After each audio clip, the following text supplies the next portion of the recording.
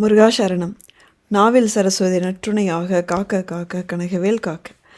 அப்பனே முருகா, உன்னுடைய பக்தர்கள் ஒவ்வொருவரையும் உங்ககிட்ட நெருங்கி நெருங்கி அழைச்சிட்டு வர நான் எடுக்கிற ஒவ்வொரு முயற்சிக்கும் நீ என் கூடையே இருந்து துணையாக இருக்கணும் அப்படின்னு எல்லாரும் முன்னாலே வேண்டிக்கிறேன். எல்லோருக்கும் வணக்கம். நான் அனிதா பேசுகிறேன் யூகேலேருந்து. எல்லாரும் எப்படி இருக்கீங்க?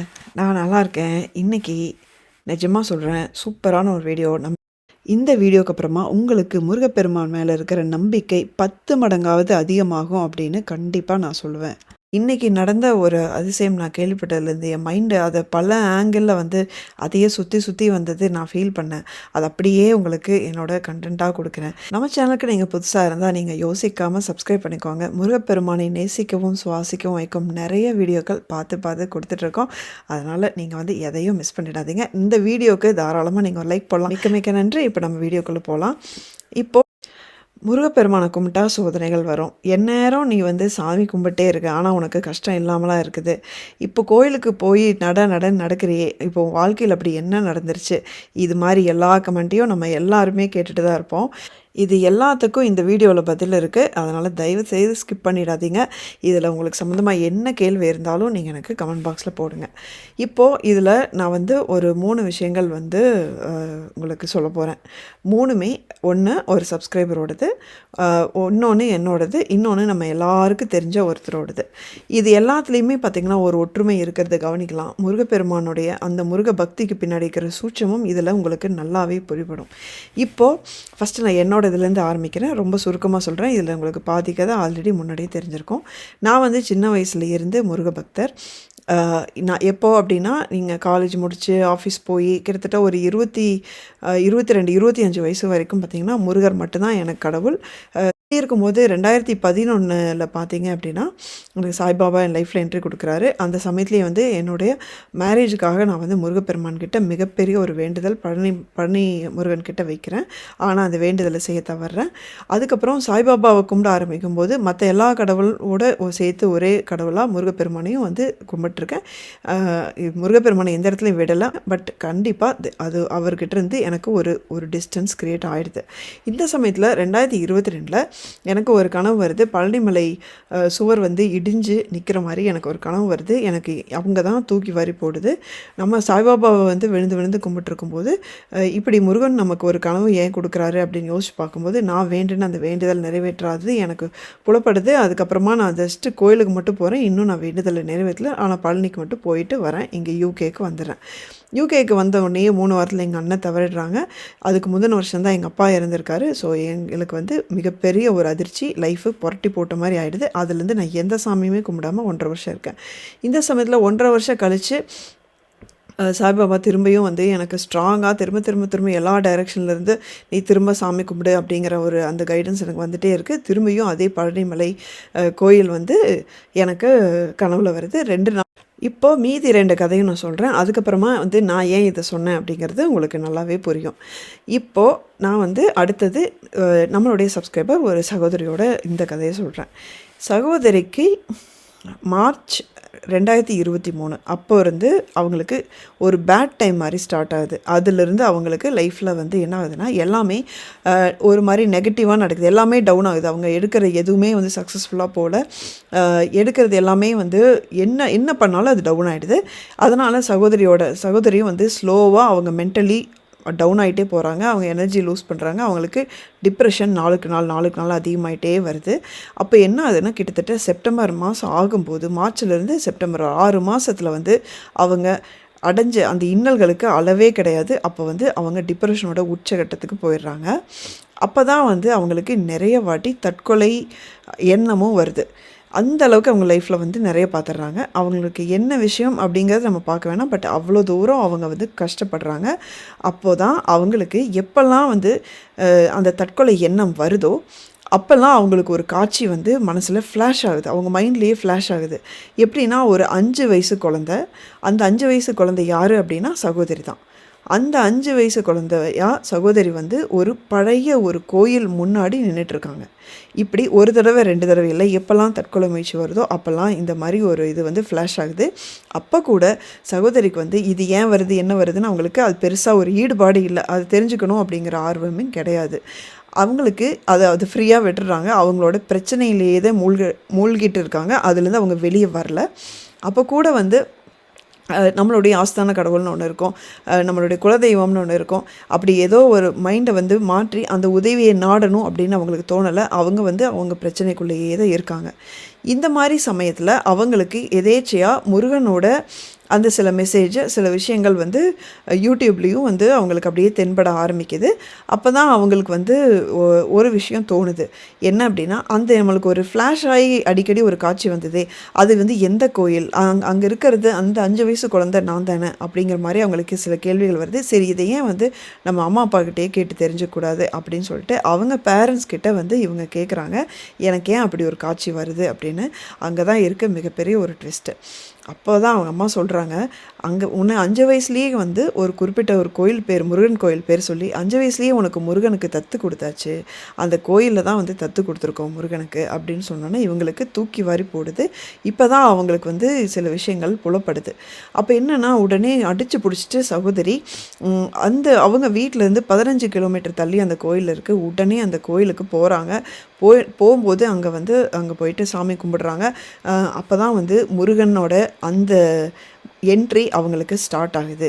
இது வந்து ஆல்ரெடி முருகனுக்கு அவங்கள தத்து கொடுத்துருந்தாலும் அவங்க 28 வயசு, அதாவது 23 வருஷமாக அவங்க முருகனை கும்பிடவே இல்லை. அவங்க தத்து கொடுத்து முருகனோட குழந்தையாக மாறிடுந்தா கூட 23 வருஷமாக முருகனை அவங்க கும்பிடாதவங்க 28வது வயசில் திரும்பியும் கும்பிட ஆரம்பிக்கிறாங்க அந்த கோயிலுக்கு போய். அப்போது அந்த இடத்துல வந்து கந்தசஷ்டி அந்த ஃப்ளெக்ஸ் பற்றி எல்லாம் பார்க்குறாங்க. உங்களுக்கு அப்புறம் கிட்டத்தட்ட அக்டோபர் 2 நவம்பரில் அது வந்திருக்கும். அப்போ இருந்து என்னென்னா, சரி சஷ்டி விரதம் இருக்கலாம் அப்படின்னு சொல்லிட்டு முடிவு பண்ணுறாங்க. வீட்டுக்கு வராங்க, கந்தசஷ்டி கவசம் படிக்கிறாங்க, திருப்புகழ் புக்கு ஆர்டர் பண்ணுறாங்க. ஆனால் திருப்புகழ் புக் வந்து சஷ்டிக்கு முன்னாடி வராது, சரியாக 6வது நாள் தான் வந்து சேர்ந்துருக்கு. ஸோ இவங்க ஒரே ஒரு நாள் அந்த சூரசம்ஹாரத்தன்னைக்கு தான் விரதம் இருக்காங்க. அப்போ வந்து திருப்புகழ் புக்கும் அன்றைக்கே வந்திருக்கு. அதுலேருந்து திருப்புகழ், வேல்மாறல், கந்தசஷ்டி கவசம் இப்படி ரெகுலராக வந்து பாராயணம் பண்ணுறாங்க. அவங்க வந்து எந்நேரம் கோயிலே கதி அப்படின்னு இருக்காங்க. அவங்க தவறாமல் முருகனுக்கு டீப்பாக அவங்க முருகனை வழிபட ஆரம்பிக்கிறாங்க. முருகனை கிட்ட நெருங்கிட்டு இருக்காங்க. இப்போது அவங்களுக்கு லைஃப்பில் எல்லா பிரச்சனையும் சரியாயிடுச்சா கம்ப்ளீட்டாக? ஏன்னா முருகன் வந்துட்டார், திரும்பியும் 23 வருஷம் கழிச்சு கும்பிட வைக்கிறாரு. அப்படிங்கும்போது எல்லா பிரச்சனையும் சால்வ் ஆயிடுச்சா அப்படின்னா இல்லை. அவங்களுக்கு இன்னும் இப்போ வரைக்கும் கூட அவங்களோட பிரச்சனைகள் இருக்குது. ஆனால் வந்து அவங்க கூட இப்போ இருக்கிறது யார் அப்படின்னா, அந்த முருகப்பெருமான் அவங்க கூடவே இருக்காங்க.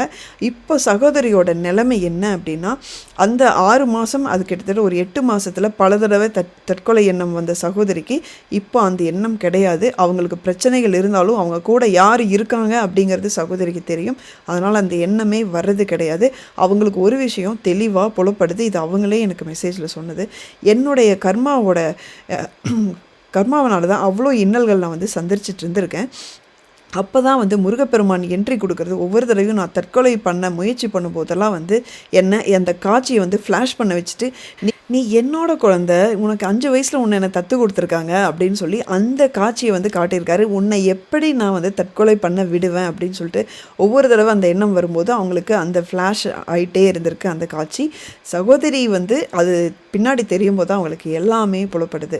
அப்போ அவங்க சொல்கிறாங்க, ஆமாம் இன்னும் என்னோடய கர்மா இருக்குது, ஆனால் எனக்கு வந்து அவ்வளோ பெரிய இன்னல் வரும்போது அந்த இடத்துல என்ட்ரி கொடுத்து என்னோடய உயிரை காப்பாற்றினவர் அவர் தான். இப்போ வரைக்கும் என்னை வாழ வச்சுட்டு இருக்கிறவர் அவர் தான். ஏன்னா இப்போ நான் வந்து அவர் இருக்காரு அப்படிங்கிற இதில் தான் இந்த பிரச்சனைகள் எல்லாம் இன்னும் நான் அழுதுட்டு தான் இருக்கேன். அழுதே தான் என்னோடய கர்மாவை நான் கரைச்சிட்ருக்கேன். ஆனால் என் கூட முருகன் இருக்கார் அப்படின்னு சொல்கிறாங்க. இப்போது இந்த ஒரு சம்பவத்துலேருந்து நீங்கள் நல்லா யோசிச்சு பாருங்கள். இப்போது ஒரு இடத்துல வந்து ரோட்டில் ஒரு பள்ளம் இருக்குது அப்படின்னா, முன்னாடியே அந்த பள்ளத்தை வந்து தாண்டி போகிறவங்க கேர்ஃபுல்லாக போகணும், அந்த பள்ளத்தில் விழுந்துடக்கூடாதுன்னு சொல்லிட்டு ஒரு போர்டு வைப்பாங்க. இல்லை அந்த இடத்துல ஒரு கட்டையாட்டம் கட்டி விடுவாங்க. இந்த இடத்துல குழி இருக்குது, பார்த்து போங்க, எச்சரிக்கையாக போங்க அப்படி சொல்லிட்டு ஒரு போர்டு வைப்பாங்க. இது மாதிரி எங்கெல்லாம் ஆபத்து இருக்கோ அந்த ஆபத்துக்கு முன்னாடி வந்து ஒரு அலர்ட் இருக்கும், ஏதோ ஒரு வார்னிங் இருக்கும் நமக்கு. இதெல்லாம் தான் நமக்கு வந்து முருகப்பெருமான் பண்ணுறாரு. நம்ம லைஃப்பில் எப்போ வந்து அவருக்கு கஷ்டம் வருது, வரப்போகுது அப்படின்னு தெரியுதோ, முன்னாடியே வந்து நமக்கு நிற்கிறாரு, நம்ம கூட நிற்கிறாரு. இதோ பாரு, இதுக்கப்புறம் வர்றது உனக்கு கர்மா கழிய வேண்டிய நேரம், நீ கஷ்டப்பட வேண்டிய நேரம். ஆனால் நீ என்ன பிடிச்சிக்கோ, நான் உன் கூட இருக்கேன், பயப்படாத, நீ இதை தாண்டி போகிறக்கான தைரியத்தை நான் தரேன், நீ எச்சரிக்கையாக இரு அப்படிங்கிற அந்த ஒரு விஷயம்தான் முருகன் நமக்கு லைஃப்பில் முக்கியமான டைமில் கொடுக்குற என்ட்ரி. ஸோ இதை தான் எல்லாரும் என்ன சொல்கிறாங்க அப்படின்னா, முருகனை கும்பிட்டா சோதனை வரும். முருகனை கும்பிட்டா சோதனை வராதுங்க. சோதனைக்கு முன்னாடி முருகன் வந்து நிற்பார். நீங்கள் சோதனையை நீங்கள் அந்த டைமில் முருகனை கும்பிடவே இல்லை அப்படின்னாலும் நீங்கள் அந்த சோதனையில் வந்து சிக்கி சின்ன பின்னமாக சீரழிஞ்சு போயிடுவீங்க. அதனால தான் வந்து முருகன் உங்களோட நிற்கிறார். அதுக்கான கொடுப்பினை வந்து நம்மளுக்கு இருக்கணும். ஒன்று, நமக்கு பூர்வ ஜென்ம கர்மா நல்ல புண்ணியம் பண்ணியிருக்கணும், இல்லை நம்மளோட பேரண்ட்ஸ் வந்து ஏதாவது புண்ணியம் பண்ணியிருக்கணும், இல்லை நம்ம ஆல்ரெடி ஏதோ ஒரு காலகட்டத்தில் முருகர் பக்தராக இருந்திருக்கணும். அப்படிங்கும்போது அவர் நம்மளை கைவிடவே மாட்டார். நடுவில் நம்ம அவளை கும்பிடாம விடலை அப்படின்னா கூட நம்ம எங்கெல்லாம் விட போகிறோமோ அந்த இடத்துல ஓடி வந்து தாங்கி பிடிப்பவர் முருகப்பெருமான். இது உங்களுக்கு நல்லா தெரியும். இப்போ என்னோட கதையை இப்போ லிங்க் பண்ணி பார்த்தீங்கனாலும் உங்களுக்கு நல்லா தெரியும். ஒரு காலத்தில் வந்து ஒரு 20 வருஷமாக தீவிர முருக பக்தராக இருந்த நான் ஒரு 7-8 வருஷம் நான் அவரை வந்து கண்டுக்கலை அப்படின்னா கூட, நான் எங்கெல்லாம் வந்து என் லைஃப்பில் இருக்கலே மோசமான காலகட்டத்தை வந்து சந்திக்க போகிறனோ அந்த இடத்துல எனக்கு என்ட்ரி கொடுத்து என்னை வந்து அரவணைச்சு அவர் தாங்கி பிடிச்சாரு. என்னை முக்கியமான நேரத்தில் அவர் காப்பாற்றி விட்டார். இதுக்கப்புறம் சின்ன சம்பவம் கடைசியில் வந்து நான் சொல்கிறேன். இதுக்கான ஒரு ப்ரூஃபே இருக்குது. இப்போது நம்ம இந்த 3வது கதைக்கு வருவோம். 3வது கதையை நம்ம எல்லாருக்கும் தெரிஞ்ச ஒருத்தர் அப்படின்னு சொன்னேன். அது யார்? நம்மளோட அருணகிரிநாதர். அருணகிரிநாதர் பற்றி எல்லாருக்குமே தெரியும். அருணகிரிநாதரோட அந்த லைஃபோட ஸ்டோரி வந்து நம்மளும் நம்ம வீடியோவில் வந்து சுருக்கமாக பார்த்துருக்கோம் நம்ம சேனலில். இப்போது அருணகிரிநாதர் பண்ணக்கூடாத தப்பெல்லாம் சின்ன வயசுலேயே எல்லாம் பண்ணி ஒரு ஸ்கின் டிசீஸ், அதாவது ஒரு தோல் நோய் மாதிரி வந்து அவர் இதுக்கு மேலே வந்து வாட முடியாது அப்படிங்கிற கட்டத்தில் போய் திருவண்ணாமலையில் இருக்கிற கோபத்துலேருந்து கீழே விழுகிறாரு. கீழே விழுகிறவரை முருகர் வந்து தாங்கி பிடிக்கிறாரு. நீங்கள் யோசிச்சு பாருங்கள், ஊரில் யாரோ தற்கொலை பண்ணிக்கிறாங்க, எல்லாத்தையுமா போய் முருகர் வந்து நேரடியாக தாங்கி பிடிச்சி காப்பாற்றி நேரடியாக காட்சி கொடுத்து பேசுகிறாரு? இல்லை. அப்போ அருணகிரிநாதருக்கு மட்டும் ஏன் நடந்தது அப்படின்னா, அவரோட பூர்வ ஜென்ம கர்மா. அது முருகரே சொல்கிறாரு. அருணகிரிநாதர் கேட்குறாரு, நான் இவ்வளோ தப்பு பண்ணியிருக்கேன், நான் உன்னை இது ஒரு காலத்துலேயும் வந்து உன்னை கும்பிட்டது கிடையாது, அப்படிங்கும்போது என்னை ஏன் காப்பாற்றினேன் அப்படின்னா, நீ இவ்வளோ நாள் அனுபவித்தது, இவ்வளோ கஷ்டப்பட்டது எல்லாமே உன்னுடைய கர்மா. அதுக்கான இதை நீ அனுபவிச்சிட்ட. ஆனால் நீ பண்ண சில புண்ணிய கர்மாவும் இருக்குது. நீ உன்னோட பூர்வ ஜென்மத்து பலன் வந்து இன்னும் பாக்கி இருக்குது. அதுக்கு வந்து நீ ஒரு 12 வருஷம் நீ சும்மா இரு, நான் உனக்கு வந்து சொல்கிறேன் அப்படின்னு சொல்லிட்டு தான் 12 வருஷம் அவர் தவம் இருக்க வச்சு அதுக்கப்புறமா திருப்புகள் பாட வச்சார். ஒரு நாக்கில் வேளால் வந்து அகரத்தை எழுதி அவருக்கு வந்து எதை பற்றி பாடணும், எதெல்லாம் வச்சு அவரை பாடணும் அப்படின்னு சொல்லி பாட வச்சார். அப்படின்னா அவரோட அருணகிரிநாதரோட பூர்வ ஜென்ம கர்மா எப்படி ஸ்ட்ராங்காக இருந்திருக்கும். அதனால தான் வந்து அவருக்கு அப்படி ஒரு விஷயம் கிடச்சிது. அருணகிரிநாதரோட அந்த தற்கொலை முயற்சிக்கு அப்புறமா முருகப்பெருமான் அவருடைய வாழ்க்கையை மாற்றி இதுக்கப்புறம் நீ இதுதான் பண்ண போகிற அப்படின்னு மாற்றி திருத்தி அமைச்சிருக்காரு. அதுவே தான் என்னோடய லைஃப்லேயும் நடந்திருக்கு. அதுவே தான் அந்த சகோதரியோட லைஃப்லேயும் நடந்திருக்கு. அந்த ரீஎன்ட்ரி, சகோதரி 23 வருஷம் சாமி கும்பலைனாலும் அவங்க தற்கொலை அப்படிங்கிற அந்த எண்ணம் வந்தோடனே அங்கே போய் நின்று இதுக்கப்புறம் உனக்கு கஷ்டம் இருக்கும், ஆனால் நான் இருக்கேன் அப்படின்னு சொல்லிட்டு இப்போ வரைக்கும் வாட வச்சுருக்காரு. எனக்கும் அதே தான் நடந்தது. எப்போ வந்து நான் வந்து அவரை சுத்தமாக மறந்துருந்த காலத்தில் கூட எனக்கு ஒரு கனவாக வந்து ஒரு சுவர் இடிஞ்சு போகிற மாதிரி ஒரு கனவாக வந்து, இதுக்கப்புறம் நீ வாழ்க்கையில் மிக மோசமான காலகட்டத்தில் இருக்க போகிற அப்படின்னு சொல்லி நீ என்னை பிடிச்சிக்கோ அப்படின்னு சொல்லி என்னை பிடிக்க வச்சு இப்போ வரைக்கும் இந்த 4 வருஷமாக நான் அனுபவிக்கும் வலியும் வேதனைகளும் மனதளவிலும் உடலளவிலும் கணக்கே கிடையாது. ஆனால் என் கூட முருகப்பெருமான் இருக்கார். நான் ஒரு விஷயம் சொல்கிறேன் அப்படின்னு நான் சொல்லியிருந்தேன். என்ன அப்படின்னா, நம்ம சேனல் வழியாக நான் அந்த சகோதரியோட அதிசயங்களும் நான் வந்து 2-3 வீடியோ போட்டிருக்கேன். மலேசியாவில் இருக்காங்க. அவங்களுக்கு வந்து அவங்க சித்தர் வழிபாடு பண்ணக்கூடியவங்க. எனக்கு என்னென்னா, முருகப்பெருமானோடைய அதிசயங்கள் நடக்க எனக்கு வந்து ஒரு விஷயம் வந்து எனக்கு ஒரு புலப்படலை. ஏன்னா நான் இவ்வளோ வருஷம் நான் முருகப்பெருமானை கும்பிடாமல் இருந்துட்டு இப்போது திடீர்னு முருகப்பெருமான் என்னை ஃபுல்லாக ஆக்கிரமிச்சிட்ட மாதிரி இருக்கே, இது எதனால் அப்படின்னு தெரிஞ்சுக்கணும் அப்படின்னு சொல்லிட்டு உண்மையாகவே சொல்கிறேன், முட்டாள்தனமாக ஒரு முயற்சி பண்ணேன். ஏன்னா இதுக்கு பின்னாடி இருக்கிற சூட்சுமம் வந்து நம்ம அறிஞ்சிக்கணும் அப்படின்னு முயற்சி பண்ணவே கூடாது. அந்த சித்தர் சொன்னது என்ன அப்படின்னா, அவர் கண்ண மூடிட்டு பார்க்கும்போது முருகர் அவங்க கூடவே இருக்காரு. அதனால அவர் என்ன செய்ய சொல்றாரோ, அவர் என்ன வழிகாட்டுறாரோ அதன்படி நடக்க சொல்லுங்க அப்படிங்கிற அந்த ஒரு வார்த்தை மட்டும் தான் எனக்கு சொன்னாரு. அப்புறம் தான் எனக்கு வந்து புரிஞ்சுது. ஓகே, அருணகிரிநாதருக்கு வந்து ஒரு லைஃப்ல என்ட்ரி மாரி எனக்கும் ஒரு லைஃப்ல வந்து ரீஎன்ட்ரி குடுத்துருக்காரு. அது குடுத்ததுக்கப்புறமா வந்து அவர் குடுத்த இந்த பணி, அவர பத்தி பேசணும், அவர பத்தி அவர் புகழ் பரப்பணும், திருப்புகழ் எவ்வளோ முடியுதோ அவ்வளோ வந்து திருப்புகழ் பத்தி பேசணும். இதுதான் எனக்கு அவர் குடுத்த பணி. இத நான் செய்யணும் அப்படிங்கிறது என் மைண்ட் அதோட செட்டில் ஆயிடுச்சு. இது மாரி தான் உங்கள் லைஃப்லேயும் உங்களுக்குன்னு வந்து முருகப்பெருமான் ஒரு இடத்துல என்ட்ரி கொடுத்துருப்பாரு. அதுக்கப்புறம் வந்து உங்கள் லைஃப் வந்து ரொம்ப நல்ல விதமாகவும் மாறி இருக்கலாம். உங்களுக்கு சில சோதனைகளும் வந்திருக்கலாம். சோதனை வந்தால் வெறும் சோதனை மட்டும்தான் கிடையாது. சோதனைக்கு அப்புறமா உண்மையாகவே சொல்கிறேன், உங்களுக்கு கண்டிப்பாக லைஃப்பை அந்த கர்மாவெல்லாம் அவர் கழிச்சிட்டு உங்களுக்கு நீங்கள் கேட்குறது கேட்காதது எல்லாத்தையுமே அள்ளி கொடுப்பாரு. நீங்கள் அது வரைக்கும் கொஞ்சம் பொறுமையாக இருங்க. உங்களுக்கு எவ்வளோ சோதனைகள் வந்தாலும் உங்கள் கூட யார் இருக்காங்கன்னு மட்டும் ஒரு செகண்ட் யோசிச்சு பாருங்கள்.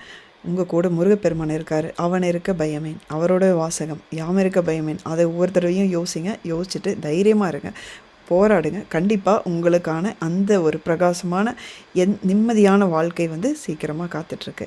இந்த வீடியோ உங்களுக்கு பிடிச்சிருந்தால் லைக் பண்ணிக்கோங்க. தயவுசெய்து எல்லாருக்கும் இதை ஷேர் பண்ணுங்கள். இது ஒரு வேண்டுகோளாக வச்சுக்கிறேன். ரொம்ப ரொம்ப நன்றி. மறக்காமல் சேனலுக்கு சப்ஸ்கிரைப் பண்ணிக்கோங்க. அடுத்த வீடியோவில் பார்க்குற வரைக்கும் முருகா சரணம்.